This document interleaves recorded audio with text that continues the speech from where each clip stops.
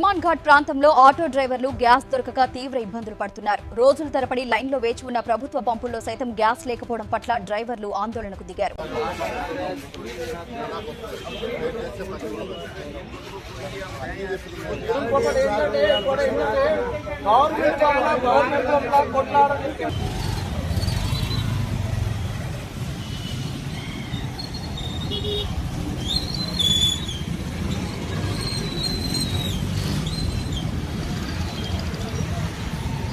ఒకటి గంటల నుంచి మేము అందరం లైన్లో ఉన్నామన్నా. తిండి లేదు, తిప్పలు లేదు, టిఫిన్ బాక్సులు కట్టుకొని వచ్చినాం. సరే పొద్దున్న నుంచి ఇప్పటి వరకు 10 అవుతుందన్నా, టిఫిన్ లేదు, నీళ్ళు లేవు, ఒక నీళ్ళ సప్లై లేదు మాకు. సరే మేమంటే మా సొంతం ఆటో కష్టం కాబట్టి మా అంతలో మేము బతుకుతాం కాబట్టి ఓ నీళ్ళ బాటిల్ మేమే కొనుక్కొని రావాలన్నా.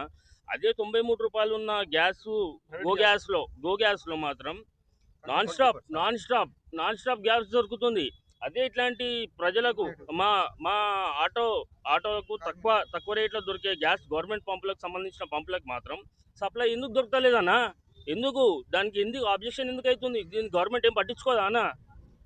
ఆటోని ఇట్లనే వదిలేస్తారా? 10,000 ఇస్తా అన్నారు, ఇవ్వలేదు.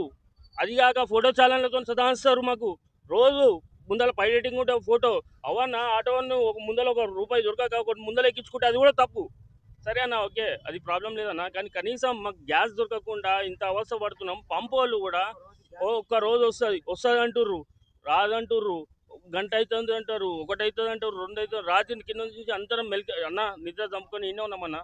రాత్రి నుంచి నిద్ర కూడా ఇవ్వలేమన్నా. మేమందరం దోమలకు ఇట్లనే ఉన్నాం. కానీ కనీసం మాకు న్యాయం చేయరన్నా. మేము నిన్న సాయంత్రం నుంచి గ్యాస్ మన ఇండియన్ పంపులో గ్యాస్ ఉందని చెప్తే మేము నైట్ నుంచి మేల్కొని 7 గంటల నుంచి స్టార్ట్ చేసినామండి.